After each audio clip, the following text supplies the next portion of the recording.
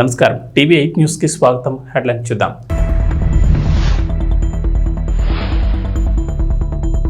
ఏపీలో రేషన్ కార్డులు ఉన్న వారికి గుడ్ న్యూస్. వచ్చే నెల నుంచి ఉచిత బియ్యంతో పాటుగా సబ్సిడీపై చక్కెర, కందిపప్పును పంపిణీ చేయాలని నిర్ణయం.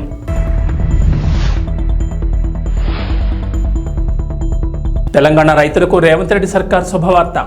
రుణమాఫీ అమలుకు ముహూర్తం ఫిక్స్.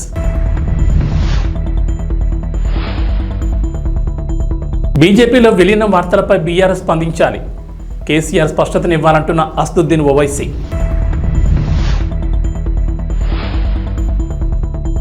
తెలంగాణ, ఏపీలో భారీ వర్షాలు. పలు జిల్లాలను హెచ్చరించిన వాతావరణ శాఖ. ఆంధ్రప్రదేశ్లో రేషన్ కార్డులు ఉన్న వారికి ప్రభుత్వం తీపి కబురు చెప్పింది. వచ్చే నెల నుంచి ఉచిత బియ్యంతో పాటుగా సబ్సిడీపై చక్కెర, కందిపప్పును కూడా పంపిణీ చేయాలని నిర్ణయం తీసుకున్నారు. రాష్ట్రంలో బహిరంగ మార్కెట్లో నిత్యావసర సరుకుల ధరలు పెరగడంతో పేదలకు ఉపశమనం కలిగించేందుకు ఈ నిర్ణయం తీసుకున్నారు. ఈ మేరకు రాష్ట్ర వ్యాప్తంగా రాయితీ ధరలపై కందిపప్పు, పంచదార సరఫరాను పునరుద్ధరించాలని పౌర సరఫరాల శాఖను ఆదేశించారు. అయితే ప్రభుత్వం ఆగస్టు నుంచి అక్టోబర్ వరకు 3 నెలలకు సరిపోయేలా నిత్యావసరాలను పంపిణీ చేయనుంది. బియ్యంతో పాటుగా కందిపప్పు, పంచదార, గోధుమ పిండి సరఫరా కోసం పౌర సరఫరాల శాఖ కాంట్రాక్టర్ల నుంచి ఇప్పటికే టెండర్లు ఆహ్వానించింది. మొత్తం 22,500 టన్నుల కందిపప్పుతో పాటుగా 17,538 టన్నుల పంచదార సేకరణ కోసం టెండర్లు ఆహ్వానించారు. అయితే పంచదార సరఫరాదారులు ఎక్కువ ధరలు కోట్ చేశారు. దీంతో పౌర సరఫరాల శాఖ టెండర్ ప్రక్రియను రద్దు చేసి మళ్లీ రెండోసారి టెండర్లను పిలిచారు. ఈ నిత్యావసరాలను ఈ వారంలోనే ఈ ప్రొక్యూర్మెంట్ ద్వారా టెండర్ల ప్రక్రియను అధికారులు పూర్తి చేయనున్నారు. వచ్చే నెల నుంచి కార్డుదారులకు రాయితీపై 67 రూపాయలకే కిలో కందిపప్పును అందిస్తారు. అలాగే అరకిలో చొప్పున చక్కెరను కూడా పంపిణీ చేస్తారు. గత ప్రభుత్వం రాష్ట్రాల్లోని కార్డుదారులందరికీ నాణ్యమైన బియ్యం, ఇతర రేషన్ సరుకులు ఇంటింటికి అందిస్తామని చెప్పారని, కానీ అందించలేకపోయారని కూటమి ప్రభుత్వం తెలిపింది. అయితే కూటమి ప్రభుత్వం అధికారంలోకి రాగానే పౌర సరఫరాల శాఖపై ప్రత్యేకంగా ఫోకస్ పెట్టారు. నిత్యావసర వస్తువులు తూకంలో తేడాలు రావడంతో ప్రస్తుతానికి వాటిని ఆపేశారు. ఈ సమస్యను పరిష్కరించి వచ్చే నెల నుంచి సరుకుల్ని పంపిణీ చేయనున్నారు. తెలంగాణ రైతులకు రేవంత్ రెడ్డి సర్కార్ ఎగిరిగంతేసే వార్త వినిపించింది. అసెంబ్లీ ఎన్నికల్లో ఇచ్చిన హామీ మేరకు రైతులకు 2 లక్షల మేర రుణమాఫీ చేసేందుకు గాను సోమవారం రోజున పథకానికి సంబంధించిన మార్గదర్శకాలు విడుదల చేసిన ప్రభుత్వం మరో శుభవార్త వినిపించింది. రుణమాఫీ అమలుకు ముహూర్తం ఫిక్స్ చేసింది. ఈ నెల 18వ తేదీ నుంచి రుణమాఫీ ప్రక్రియను మొదలుపెట్టనున్నట్లు ప్రభుత్వం స్పష్టం చేసింది. ఈ మేరకు సీఎం రేవంత్ రెడ్డితో పాటు వ్యవసాయ శాఖ మంత్రి తుమ్మల నాగేశ్వరరావు కీలక వ్యాఖ్యలు చేశారు. రైతు రుణమాఫీకి రేషన్ కార్డే ప్రామాణికమని మార్గదర్శకాల్లో పేర్కొనగా, రైతుల్లో ఏర్పడిన గందరగోళానికి మంత్రి తుమ్మల నాగేశ్వరరావు క్లారిటీ ఇచ్చారు. అర్హులైన రైతులకు రేషన్ కార్డు లేకున్నా రుణమాఫీ చేయనున్నట్లు స్పష్టం చేశారు. రేషన్ కార్డు అనేది కేవలం రైతు కుటుంబ నిర్ధారణ కోసమేనని స్పష్టం చేశారు. పాస్బుక్ ఆధారంగానే రుణమాఫీ చేస్తామని క్లారిటీ ఇచ్చారు. రాష్ట్రంలో మొత్తం రుణమాఫీ లబ్ధిదారులు 40 లక్షల మంది ఉన్నారని, అందులో కేవలం 6 లక్షల మందికి మాత్రమే రేషన్ కార్డు లేవని మంత్రి పేర్కొన్నారు. రూపాయల రుణం ఉన్నటువంటి ప్రతి రైతు ఖాతాలో జమ చేసేదానికి 18వ తారీఖు సుముహూర్తం నిశ్చయించారు. కానీ రైతులందరూ ఆ కార్యక్రమంలో పాల్గొని ఆ ₹1,00,000 వెంటనే మీరు మళ్ళీ మీ చేతిలోకి తీసుకొని వ్యవసాయాన్ని పండగ చేయాలని చెప్పి రాష్ట్ర ప్రభుత్వం కోరుకుంటుంది. మిగతా ₹1,00,000 కూడా అతి కొద్ది రోజుల్లోనే మీ ఖాతాలోకి జమ చేసేదానికి రాష్ట్ర ప్రభుత్వం సర్వశక్తులు వడ్డీ మాట నిలుపుకోవడం కోసం ప్రయత్నం చేస్తుందని చెప్పి రైతు సోదరులకు విజ్ఞప్తి చేస్తున్నాం. మాజీ ముఖ్యమంత్రి కేసీఆర్ నేతృత్వంలోని బీఆర్ఎస్ పార్టీ బీజేపీలో విలీనం కాబోతోందని, ఇందుకోసం ఢిల్లీలో చర్చలు జరుగుతున్నాయని వస్తున్న వార్తలపై MIM chief, Hyderabad MP Asaduddin Owaisi స్పందించారు. ఈ విషయం గురించి తనకు కూడా పూర్తిగా తెలియదని, పత్రికల్లో వార్తలు మాత్రమే చదివారని చెప్పారు. విలీనం వార్తలపై కేసీఆర్ స్పష్టతనివ్వాలని కోరారు. పార్టీ కార్యాలయంలో నిన్న ఆయన విలేకరులతో మాట్లాడుతూ 10 ఏళ్ల పాలనలో రాష్ట్రాన్ని బీఆర్ఎస్ అభివృద్ధి చేసిందని, అయితే ఎన్నికల్లో ఓటమి తర్వాత ఆ పార్టీ అనుసరిస్తున్న విధానాలు తనకు తెలియవని పేర్కొన్నారు. ఉగ్రవాదుల కాల్పుల్లో 4 జవాన్లు మృతి చెందడం బాధాకరమన్న ఆయన దీన్ని తీవ్రంగా ఖండిస్తున్నట్లు చెప్పారు. ఆర్టికల్ 370 ఎత్తివేశాక కాశ్మీర్లో పరిస్థితులు చక్కబడ్డాయని కేంద్రం చెబుతున్నది ఒట్టిదేనని విమర్శించారు. ట్రిపుల్ తలాక్, యూసీసీకి వ్యతిరేకంగా న్యాయ పోరాటం చేయాలని అఖిల భారత ముస్లిం పర్సనల్ లా బోర్డు నిర్ణయించినట్లు చెప్పారు. మహారాష్ట్రలో ముస్లిం ప్రార్థనా స్థలాలు, మసీదులపై దాడులు జరుగుతున్నా అక్కడి ప్రభుత్వం కానీ కేంద్రం కానీ పట్టించుకోవడం లేదని ఓవైసీ ఆగ్రహం వ్యక్తం చేశారు. తెలుగుదేశం పార్టీ అధినేత నారా చంద్రబాబు నాయుడు కీలక నిర్ణయం తీసుకున్నారు. ఇకపై కార్యకర్తల సమస్యలు తెలుసుకునేందుకు సరికొత్త కార్యక్రమానికి శ్రీకారం చుట్టారు. టీడీపీ శ్రేణుల సమస్యలు స్వయంగా తెలుసుకోవడానికి వీలుగా మంత్రులు, పార్టీ నేతలు నేటి నుంచి మంగళగిరిలోని టీడీపీ కేంద్ర కార్యాలయంలో అందుబాటులో ఉండాలని సూచించారు. చంద్రబాబు సూచన మేరకు రోజుకొకరు చొప్పున ఈ నెల 31 వరకు పార్టీ కార్యాలయంలో అందుబాటులో ఉంటారు. టీడీపీ కార్యకర్తలు, సామాన్యుల నుంచి వినతులు స్వీకరించనున్నారు. మంత్రులతో పాటు ఒక్కో రోజు ఒక్కో ముఖ్య నేత కూడా అందుబాటులో ఉంటారని పార్టీ కార్యాలయం తెలిపింది. శని, ఆదివారాలు మినహా అన్ని రోజుల్లో నేతలు అందుబాటులో ఉంటారు. తెలుగుదేశం పార్టీ అధినేత ముఖ్యమంత్రి నారా చంద్రబాబు నాయుడు ఆదేశాలతో ఈ నిర్ణయం తీసుకున్నట్లు పార్టీ కార్యాలయం ఒక ప్రకటనలో తెలిపింది. మంగళగిరిలో టీడీపీ కేంద్ర కార్యాలయంలో ఇకపై నేతలు కార్యకర్తల కోసం రాష్ట్ర మంత్రులు అందుబాటులో ఉంటారని తెలిపారు. కార్యకర్తలు నాయకులు గమనించాలని సూచించారు. ఏపీ ముఖ్యమంత్రి నారా చంద్రబాబు నాయుడు కార్యాలయ చీఫ్ సెక్యూరిటీ ఆఫీసర్గా యువ అధికారికి బాధ్యతలు అప్పగించారు. ప్రకాశం జిల్లా మార్కాపురానికి చెందిన డాక్టర్ తంగిరాల యశ్వంత్ మొన్నటి వరకు జమ్మలమడుగు డీఎస్పీగా పనిచేశారు. తాజాగా కీలకమైన సీఎంఓ కార్యాలయం చీఫ్ సెక్యూరిటీ ఆఫీసర్గా బాధ్యతలను అప్పగించగా సోమవారం బాధ్యతలు స్వీకరించారు. యశ్వంత్ జమ్మలమడుగు వంటి ప్రాంతంలో ఇటీవల జరిగిన ఎన్నికల్లో సమర్థవంతంగా విధులు నిర్వర్తించారు. పోలీసు ఉన్నతాధికారుల నుంచి ప్రశంసలు అందుకున్నారు. దీంతో ఆయన ముఖ్యమంత్రి కార్యాలయ చీఫ్ సెక్యూరిటీ అధికారిగా నియమించారు. యశ్వంత్ మొదటి పోస్టింగ్ ఉమ్మడి చిత్తూరు జిల్లా పుత్తూరు కాగా అక్కడ మంచి అధికారిగా పేరు తెచ్చుకున్నారు. ఆ తర్వాత చంద్రగిరి, తిరుపతి లాంటి ముఖ్యమైన చోట్ల విధులు నిర్వహించారు. ముఖ్యంగా ఎర్రచందనం అక్రమ రవాణాను అరికట్టడంలో యశ్వంత్కు గుర్తింపు వచ్చింది. తిరుపతి నుంచి పుట్టపర్తికి డీఎస్పీగా వెళ్లారు. ఆ తర్వాత అక్కడి నుంచి జమ్మలమడుగు డీఎస్పీగా బదిలీ అయ్యారు. యశ్వంత్ వెళ్లిన కొంతకాలానికే ఎన్నికలు వచ్చాయి. జమ్మలమడుగులో ఎన్నికలు సజావుగా జరగడంలో కీలకంగా వ్యవహరించారు. ఎక్కడ ఎలాంటి అవాంఛనీయ సంఘటనలు జరగకుండా చర్యలు తీసుకున్నారు. విధులు సమర్థవంతంగా నిర్వర్తించడంతో ఇప్పుడు ఏకంగా ముఖ్యమంత్రి కార్యాలయం చీఫ్ సెక్యూరిటీ విభాగం అధికారిగా నియమితులయ్యారు. అన్నదాతకు ఆగస్టు 15 లోపు 2 లక్షల రుణమాఫీ వర్తింపజేస్తామని తెలంగాణ ప్రభుత్వం హామీ ఇచ్చిన సంగతి తెలిసిందే. 2 రోజుల క్రితం అందుకు సంబంధించిన మార్గదర్శకాలు కూడా విడుదలయ్యాయి. ఇక రేపటి నుంచి తొలి విడత రుణమాఫీ ప్రక్రియను ప్రారంభిస్తామని సీఎం రేవంత్ రెడ్డి వ్యవసాయ శాఖ మంత్రి తుమ్మల నాగేశ్వరరావు వెల్లడించారు. ఈ నేపథ్యంలో ఈ పథకానికి సంబంధించిన అర్హతల విషయమై మంత్రి తుమ్మల కీలక కామెంట్స్ చేశారు. మంగళవారం మీడియాతో చిట్చాట్గా మాట్లాడిన మంత్రి తుమ్మల ఎంపీలు, ఎమ్మెల్యేలు, ఎమ్మెల్సీలు, ఐఏఎస్, ఐపీఎస్, ఇతర ఉన్నతాధికారులకు 2 లక్షల రుణమాఫీ వర్తించదని స్పష్టం చేశారు. 1 లక్ష జీతం వచ్చే ఉద్యోగులకు కూడా రుణమాఫీ వర్తించదని అన్నారు. అయితే ఈ నిబంధన ప్రభుత్వ ఉద్యోగులుగా లేక ప్రైవేట్ ఉద్యోగులకు కూడానా అనే విషయంపై క్లారిటీ ఇవ్వలేదు. ఇక అర్హులైన రైతులకు రేషన్ కార్డు లేకున్నా రుణమాఫీ వర్తింపజేస్తామన్నారు. ఈ నెల 18న 1 లక్ష రుణమాఫీ చేస్తామని, అందుకు మొత్తం 6,000 కోట్లకు పైగా రైతుల ఖాతాల్లోకి జమ చేయనున్నట్లు వెల్లడించారు. ఆగస్టు 15లోగా మిగతా రైతులకు 1 లక్ష రుణమాఫీ చేస్తామని తుమ్మల స్పష్టం చేశారు. తమ ప్రభుత్వం సీఎం రేవంత్ రెడ్డి హామీ ఇచ్చే విధంగా ఆగస్టు 15 నాటికి 2 లక్షల వరకు పూర్తిగా రుణమాఫీ చేస్తామని చెప్పారు. రుణమాఫీకి మొత్తం 31,000 కోట్లు అవసరమవుతాయని, ఆ నిధులను రైతుల అకౌంట్లలో జమ చేయనున్నట్టు పేర్కొన్నారు. రేపు తొలి విడతలో 11.50 లక్షల మంది రైతుల ఖాతాల్లోకి 1 లక్ష రుణమాఫీ అవుతుందని చెప్పారు. రెండో విడతలో ఆగస్టు 15 నాటికి మరో 1 లక్ష రైతుల బ్యాంక్ ఖాతాల్లో జమ చేయనున్నట్లు వెల్లడించారు. కృష్ణా జిల్లా నూతన ఎస్పీగా నియమితులైన గంగాధర్రావు బుధవారం బాధ్యతలు చేపట్టారు. ఎస్పీ గంగాధర్రావుకు పోలీస్ సిబ్బంది వేద మంత్రాల నడుమ ఘన స్వాగతం పలికారు. వేద పండితుల వేద మంత్రాల నడుమ గంగాధర్రావు బుధవారం ఉదయం బాధ్యతలు చేపట్టారు. బ్రహ్మణో వేదామృతేనావృతాన్పురీం తస్మై బ్రహ్మజ బ్రహ్మజ ఆయకేత్రం ప్రదాన్నదో ఆదిత్యైవ సుజిద్భవ ఆదిత్యాయవ తేజో భవ విష్ణురివ శ్రీమాన్ భవ బ్రహ్మరాయుర్భవ ఆయురాయుర్భవ ధాన్యం ధనం వశం భవత్కళాకం జలదం భక్తరం దీర్ఘమాయుః. కృష్ణా జిల్లా పెనమలూరు నియోజకవర్గం ఎమ్మెల్యేగా బోడే ప్రసాద్ ప్రత్యర్థిని మట్టి కరిపించి నియోజకవర్గం నుంచి తరిమి కొట్టి భారీ మెజార్టీతో గెలుపొందిన డైనమిక్ ఎమ్మెల్యే బోడే ప్రసాద్ని మర్యాదపూర్వకంగా కలిశారు రాధారంగ మిత్రమండలి రాష్ట్ర అధ్యక్షులు, జనసేన పార్టీ నాయకులు బుల్లెట్ ధర్మారావు. ఆయన ఆధ్వర్యంలో అతని మిత్ర బృందం మరియు Vijayawada Kanuru Ramasai apartments owners welfares association vice president Bullet Dharmarao, president Srinivas Mehar, Jalalubeg, Iqbal, Pachipada Raja, Jaya, Pavan, Suresh, Satish తదితరులు మర్యాదపూర్వకంగా కలిసి బోడే ప్రసాద్ని ఘనంగా సన్మానించి ఆయన అభినందించి శుభాకాంక్షలు తెలిపారు.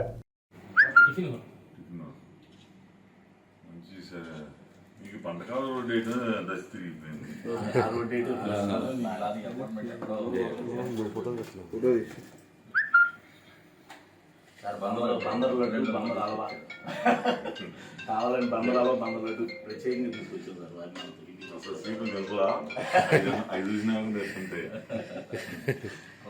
అంటే బంద నుంచి మేము వచ్చామనుకోండి, అది కంపల్సరీ ఉండాలి. ఏంటంటే బంద నుంచి ధర్మం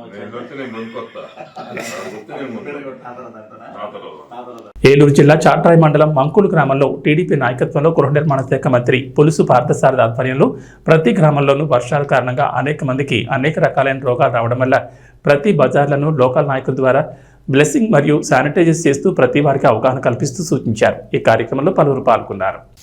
పుల్లు పార్థసారథి గారు గెలిచిన సందర్భంగా ఈ గ్రామంలో దోమలో ఈ నీళ్ళు రాకోకుండా బ్లీచింగ్ పౌడర్ చల్లుతున్నామని నేను తెలియపరుస్తాను.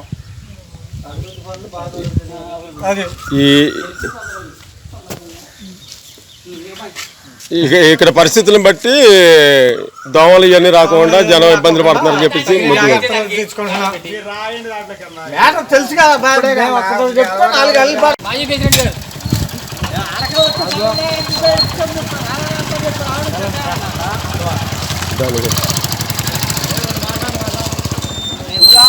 ఇప్పుడు దాకా మాట్లాడే కదా జరుగుతుంది, ఫోన్ మాట్లాడుతున్నాం. ఓ గంగరాజ ఫోన్ పెట్టి కాసేపు రాండి అన్నగారు రండి సత్యబాబు గారు రండి సైడ్ అవుట్ ఉంచండి అది వ్యాన్ కనపడి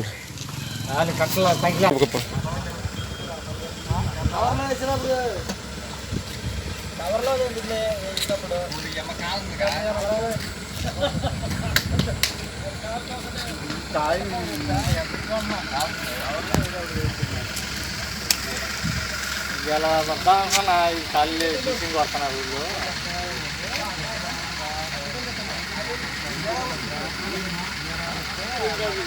ఎంత అయిపోయినా చూసుకోండి కాపాడతాను. మంచిర్యాల జిల్లా బెల్లంపల్లి మండలం పెర్కపల్లి గ్రామంలో రోడ్డుకి ఇరువైపులా ఉన్న ఇళ్లలోకి వరద మురికి కాలువ నీరు రావడంతో రోగాల బారిన పడుతున్న మండల పరిషత్ అధికారులు పట్టించుకోవడం లేదని గ్రామస్తులు ఆరోపిస్తున్నారు. వర్షాకాలంలో వరద నీరు ఉధృతంగా ప్రవహిస్తూ మురికి కాలువన నీళ్లు వస్తుండటంతో చుట్టుపక్కల ఉన్న ఇండ్లు మునిగిపోతున్నాయని గ్రామస్తులు ఆవేదన వ్యక్తం చేస్తున్నారు. ఈ విషయమై సంబంధిత మండల పరిషత్ అధికారులకు ఎన్నిసార్లు ఫిర్యాదు చేసినా పట్టించుకోవడం లేదని గ్రామస్తులు వాపోతున్నారు. అదేవిధంగా రోడ్డు పక్కన ఉన్న ఆటో స్టాండ్ వద్దకు వచ్చే ప్రయాణికులకు తీవ్ర దుర్గంధం వెదజల్లుతుండటంతో వారు తీవ్ర ఇబ్బందులు పడుతున్నారు. ఇళ్లలోకి వరద మురికి కాలువ నీరు చేరుతుండటంతో విషకీటకాలు, దోమలు, ఈకలు, పాముల వలన వ్యాధుల బారిన పడే ప్రమాదం ఉందని గ్రామస్తులు తెలుపుతున్నారు. ఈ విషయమై గ్రామస్తులు మాజీ సర్పంచ్కు తెలుపగా ఆయన స్థానిక పంచాయతీ కార్యదర్శిని చర్యలు తీసుకోవాలని పురమాయించినప్పటికీ ఆయన నిర్లక్ష్యంగా వ్యవహరిస్తున్నారని గ్రామస్తులు ఆరోపిస్తున్నారు.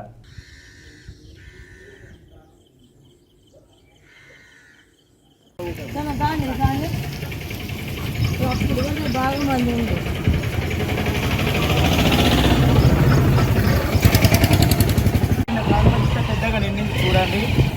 ఇళ్ళకు కూడా చేరినాయి. ఇలా పాములు, తేళ్లు, పురుగులు, డెంగ్యూ, మలేరియా, టైఫాయిడ్ జ్వరాలు వస్తున్నాయి మా పిల్లలు అందరికీ కూడా.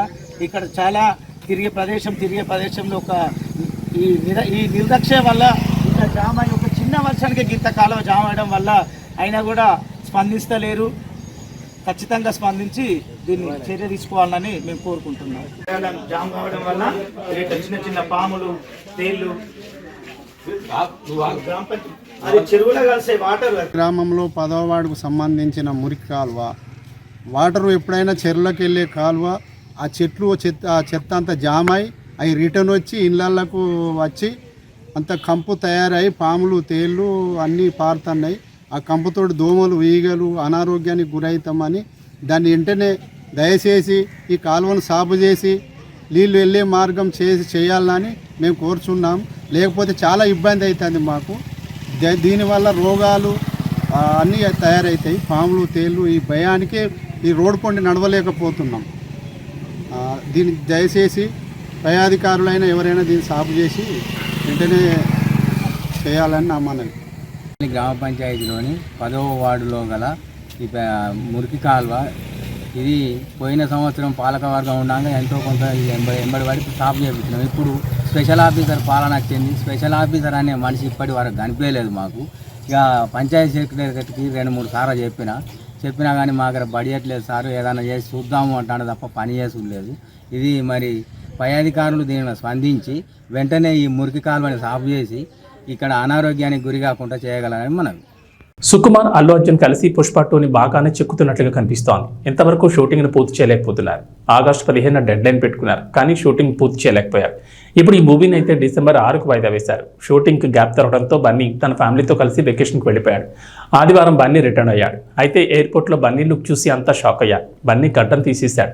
తన గడ్డాన్ని ట్రిమ్ చేసుకున్నాడు. పుష్ప స్టైల్లో కనిపించడం లేదు. ఫ్లైట్లో ఎవరో ఒకరు బన్నీ లుక్ను చూపించారు. గడ్డాన్ని ట్రిమ్ చేసుకున్న బన్నీని చూపించారు. ఆ గడ్డం పుష్పరాజు లుక్లోకి రావాలంటే టైం బాగానే పట్టేలా ఉంది. అతను ఈ గడ్డాన్ని ఎందుకు తీయాల్సి వచ్చింది అని అభిమానులు అనుకుంటున్నారు. సుకుమార్, బన్నీ మధ్య గ్యాప్ ఏర్పడిందని, అందుకే ఇలా ఇద్దరు ఎడమొహం పెడమొహంగా ఉన్నారని నెట్టింట్లో ఓ టాక్ ప్రచారంలోకి వచ్చింది. బన్నీ ఏమో పుష్పాను 3 టీములుగా విడగొట్టి షూట్ చేయాలని అంటున్నాడట. కానీ సుక్కు ఏమో అవన్నీ వద్దని అంటున్నాడట. అలా ఈ ఇద్దరి మధ్య గ్యాప్ వచ్చిందని ఇండస్ట్రీలో టాక్ వినిపిస్తోంది. బన్నీ ఇలా గడ్డం లేకుండా కనిపించడంతో ఇప్పుడు ఎలా షూట్ చేయాలని సుక్కు అన్నాడట. దీంతో సుక్కు హర్ట్ అయి అమెరికాకు వెళ్ళిపోయాడని అంటున్నారు. అయితే ఇందులో ఎంత నిజం ఉందన్నది పుష్ప యూనిట్కే తెలియాలి. కానీ బన్నీ ఇలా గడ్డం ట్రిమ్ చేసుకుని కనిపించడం అయితే అందరికీ షాకింగ్గానే ఉంది. ఈ గడ్డం మళ్లీ పెరగాలి, పుష్పరాజు లుక్లోకి మారాలంటే మినిమం 1 నెల రోజులైనా పడుతుంది. అంతవరకు పుష్ప 2 షూటింగ్ అయితే జరగదు. అంతవరకు మిగిలిన పనులు పూర్తి చేస్తారా, లేదంటే టీం అంతా ఖాళీగానే ఉంటుందా అన్నది చూడాలి. ఈ మూవీ కోసం ఇప్పటికే చాలా మంది చాలాసార్లు డేట్లను అడ్జస్ట్ చేసుకుంటూ వస్తున్నారన్న సంగతి తెలిసిందే. లంక పర్యటనతో టీమిండియా హెడ్ కోచ్గా గౌతమ్ గంభీర్ ప్రస్థానం మొదలు కానుంది. ఈ పర్యటనలో భాగంగా భారత్ 3 వన్డేలు 3 టెస్టులు ఆడనుంది. పర్యటనలో తొలి మ్యాచ్ జూలై 27 జరగనుంది. 2021 తర్వాత భారత క్రికెట్ జట్టు శ్రీలంకలో పర్యటించడం ఇదే తొలిసారి. ఆ పర్యటనలో హెడ్ కోచ్గా రాహుల్ ద్రవిడ్ ఉండగా భారత ద్వితీయ శ్రేణి జట్టుకు కెప్టెన్గా శిఖర్ ధావన్ ఉన్నాడు. భారత్ జట్టు శ్రీలంక పర్యటన పూర్తి వివరాలు, పర్యటనలో భారత్ 3 టీ20లను తొలుత ఆడనుంది. ఈ సిరీస్ మొత్తం పల్లెకెల్లలోని అంతర్జాతీయ స్టేడియంలో జరగనుంది. వన్డేలకు కొలంబోలోని ప్రేమదాస్ స్టేడియం ఆతిథ్యం ఇవ్వనుంది. జూలై 27, 28, 30 తేదీల్లో 3 టీ20లు, ఆగస్టు 2, 4, 7 తేదీల్లో వన్డే మ్యాచ్లు జరగనున్నాయి. టీ20 మ్యాచ్లు భారత కాలమాన ప్రకారం రాత్రి 7 గంటలకు ప్రారంభమవుతాయి. వన్డే మ్యాచ్లు మధ్యాహ్నం 2 గంటల 30 నిమిషాలకు మొదలవుతాయి. ఇక వాతావరణ విషయానికి వస్తే బంగాళాఖాతంలో ఏర్పడిన అల్పపీడన ప్రభావంతో ఆంధ్రప్రదేశ్లో వర్షాలు కురుస్తున్నాయి. రాష్ట్ర వ్యాప్తంగా ముసురు వాతావరణం కనిపిస్తుండగా ఈ నెల 19న మరో అల్పపీడనం ఏర్పడే అవకాశం ఉందని వాతావరణ శాఖ అంచనా వేస్తోంది. ఈ ప్రభావంతో రాబోయే 5 రోజుల్లో రాష్ట్ర వ్యాప్తంగా విస్తారంగా వర్షాలు పడే అవకాశం ఉందంటున్నారు.